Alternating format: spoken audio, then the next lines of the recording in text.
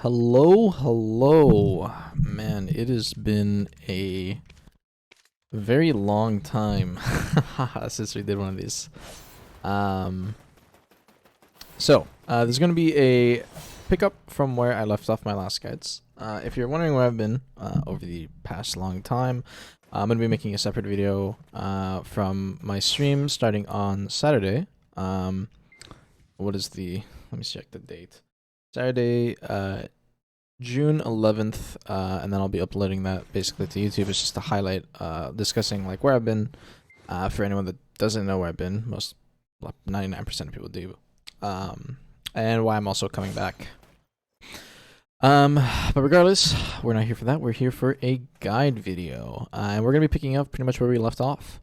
A lot of the things from pre-reboot, which is when I originally made my guide videos, has still stayed relevant. My original guide document, if you guys have access to that, is also still updated and kept relevant. So if you guys want to check my guide document ever, you guys are free to go check that out, and that will give you a basic rundown of every single skill on the list. I'll be taking down one or two of my videos because they are not fully up to date. And today we're just going to be picking up on kind of advanced tech. Or I don't know, advanced tech, kind of intermediate or advanced tech. I'm not sure where I'm going to pick the titling so far. Regardless, what we're going to be talking about today is going to be Blockjump cancels. So I've talked about cancels before in my past videos and kind of gave a general overview of the abilities that can be canceled from. Since then, I've spent more time in the class, and I've kind of learned over time where each kind of cancel has come in use and how it's going to be used. This is kind of more of an intermediate thing where you just kind of learn, hey, this is when I use this is when I use this, blah, blah, blah. So I'm just going to dive right into it. This is going to be really short form, kind of quick videos to run through. So just kind of, I hope you guys can listen to it kind of like a podcast, I guess, in a sense. So for our Blockjump cancels, if I want to go over them quickly, they are Shadow Slash, Alert Stance, which you can do out of Evasive Malice or Smokescreen, or Beheading as a reboot, and Moonlight. So those 4 alert stances. You can also do them out of Blade Spin, Red Rain, Box Claw, Smokescreen, Dark Frenzy, Moonlight, Beheading. Both those 2 you typically will not use anymore because they're a bit too slow, but again, I'll be going over these later. And alongside that, I'm trying to see if I'm missing anything. I believe that it's most of the relevant ones, actually. There is one. Oh, and our e-buff. Sorry. You can also do it out of our e-buff. You can cancel out of it. So it's also pretty cool. Everything else, I don't think there's any other cancels. If I do, I'll just add it at the end. Those are pretty much all of our Blockjump cancels. So as for Blockjump, most people just think of it in a pretty simple sense. But when I actually watch most Succession Ninja players, a lot of Succession Ninja players will simply use Blockjump like go step, Blockjump, go. This is a bit of a waste. The biggest strength on Succession Ninja is the fact that you have an instant cancel option for Blockjump. It is basically a frame 1 cancel, and I'll show you guys that real quick.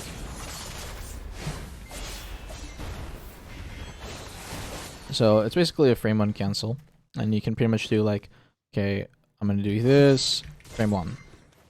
So the actual delay, and I've tested this and I've pretty much fully figured it out. The actual delay between being able to do your Blockjump and then being able to exit your Blockjump, I believe, is either 39 or 29 milliseconds, if I'm not mistaken. It's somewhere around that ballpark.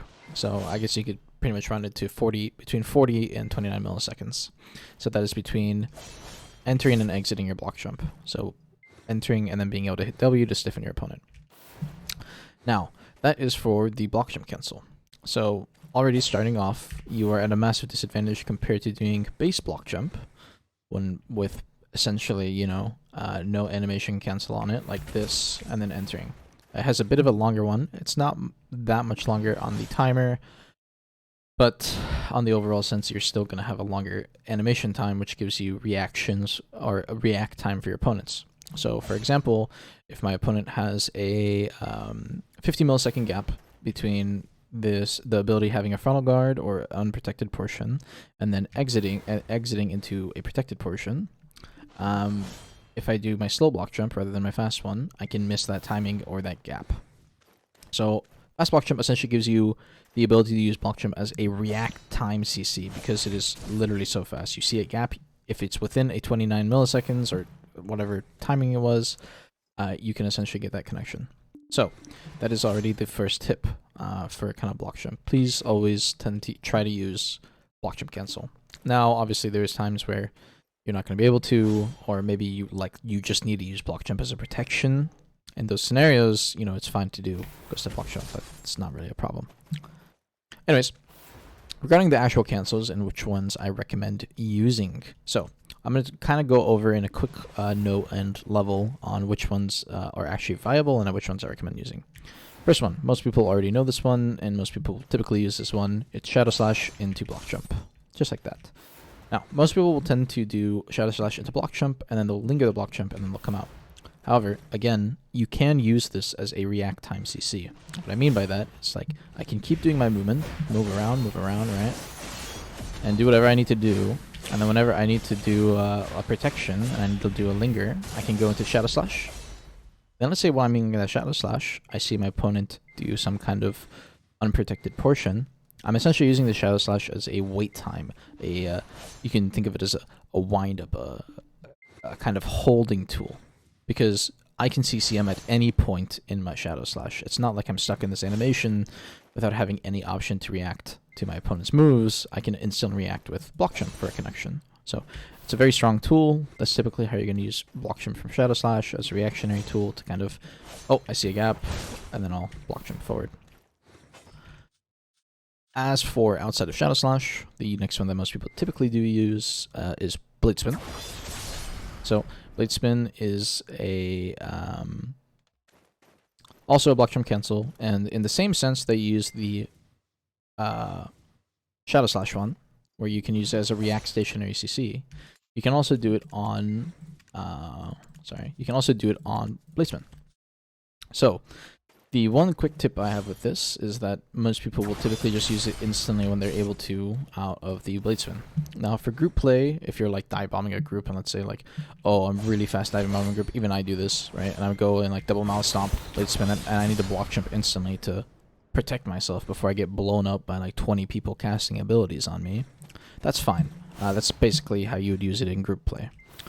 However, in kind of smaller 1vx, 1v1 scenarios where you can afford to eat a little bit more damage, let's say in like a 3v3 like Solari, it is okay to be able to linger your Blade Spin a little bit in this kind of linger animation time and use it as a react stationary tool.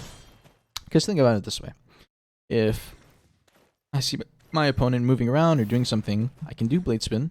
And rather doing Blockjump, I can wait and see what he's going to do, and then when I see the gap, I can react with the Blockjump. And then maybe, even in that scenario, I don't even need to use Blockjump if I don't see the gap. And then I can use a different tool to kite away. So let's say I do Blade Spin, I don't see a gap, I can move with like Ninja Step or into a Ghost Step or a Smoke Screen or something. That way you don't burn your Blockjump cooldown as often. You can use it more for a reactionary tool when you see a gap. And you can kind of be a bit more conservative with your cooldowns. Basically, just giving judgment time to your Blockjump makes you use it less and use it a little smarter.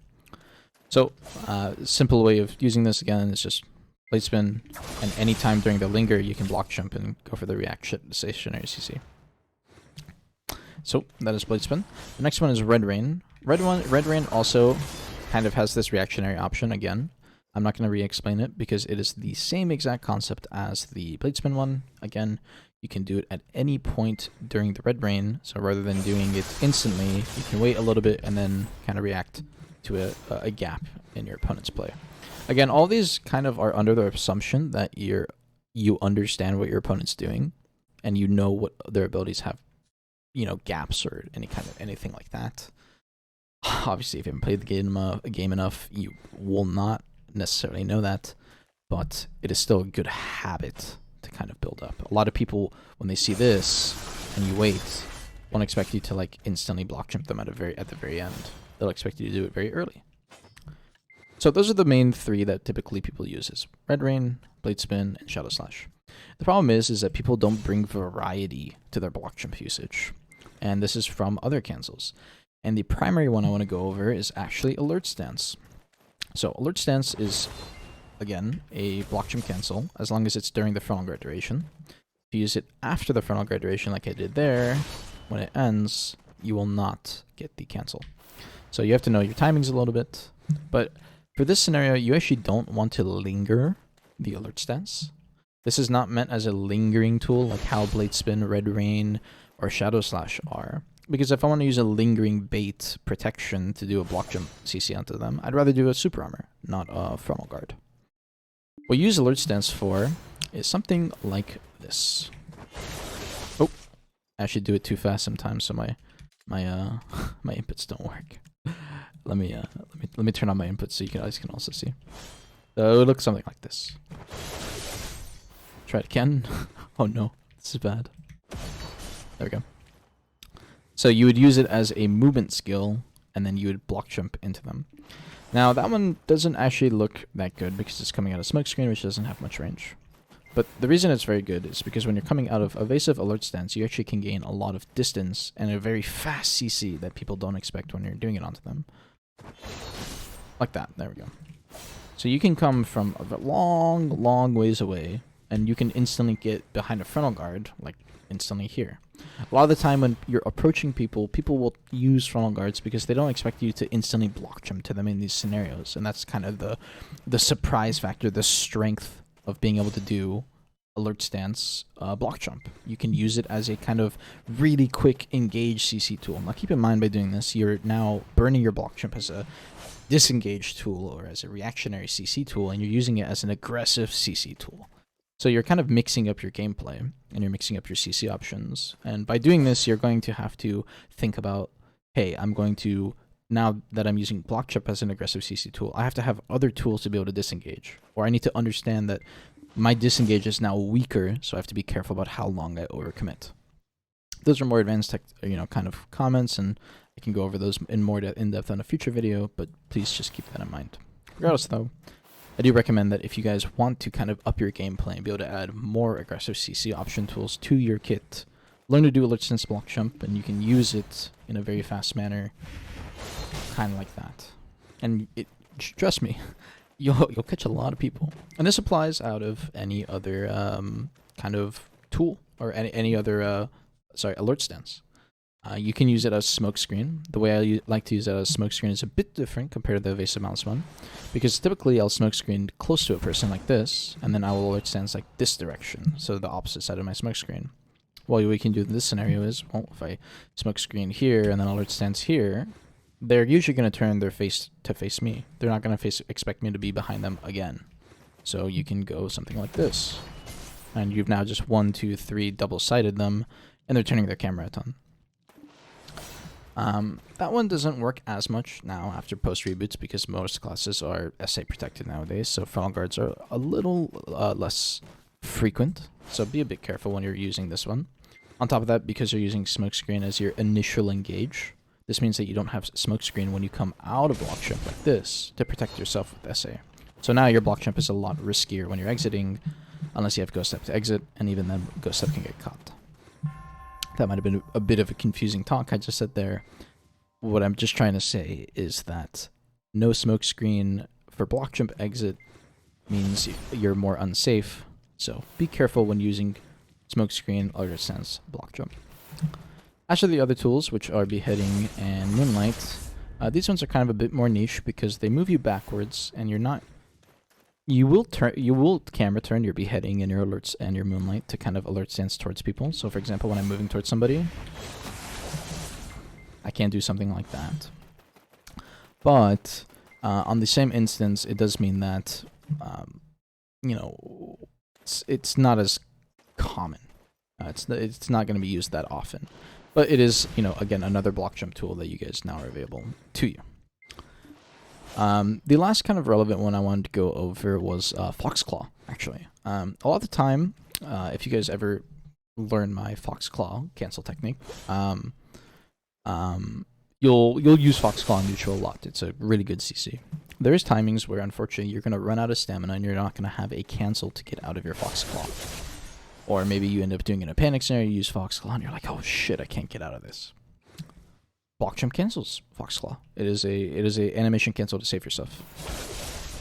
You can, as it is not as fast as Ghost Step, it is not as fast as Oni Shadow, like I can do something like that. But a lot of the time, you know, you might not have those available, and you need something to protect yourself while you're in Foxclaw. Blockjump is a cancel. So I actually do use this sometimes as a save myself tool if I ever fuck up or anything like that, and Smokescreen, Ghost Step, and Illusion, and Oni Shadow are unavailable for my Foxclaw cancel. I can use Blockjump to kind of save myself in time. So that is another option. Besides that, Dark Frenzy, pretty useless. You're going to cancel out of that before the ending animation anyways, so there's no reason to worry about canceling Blockjump out of Dark Frenzy.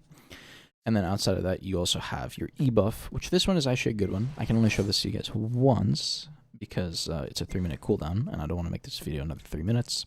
But you can do Blockjump out of E-buff, and it's a very good catch-off tool because people don't expect you to kind of E-buff into Blockjump unless they know about it. So again, another kind of good React CC tool. A lot of the time, maybe you E-buff in the middle of a group and you're about to kind of pop off in like a 3v3 Solari. You can do a Blockjump out of it and kind of go for an unexpected catch. That is pretty much it for all the Blockjump stuff I wanted to cover today. The main one I really wanted to go over was the alert stance one, and I wanted to kind of give a more idea of how you should be using your Blockjump when it comes to Shadow Slash, Blade Spin, and Red Ring. Cool. I guess one more quick thing I will add is that for Shadow Slash, you don't necessarily have to do the full animation of Shadow Slash to do your Blockjump cancel. You can use Shadow Slash as a very fast CC, as a very fast Blockjump animation cancel, sorry. So for example, if I'm ever moving around or doing anything like this, and I wanted a really fast Blockjump onto somebody, I can frame one. You guys ready? You can frame one Blockjump out of Shadow Slash. Just like that. So you can instantly enter the Blockjump, and then you can instantly enter it out as long as it's within the kind of 39 or however many millisecond window within that 40 to 29 milliseconds. So, cool. That's pretty much going to be it. I'm excited to see you guys on Saturday. And besides that, yeah, happy to be back. You guys can check me out at twitch.tv/ArminTF. I'll be going live at 1 p.m. PST on Saturday, June 11th or 10th? 11th. And I will be now having a normal streaming schedule back again. So, see you guys there. Bye.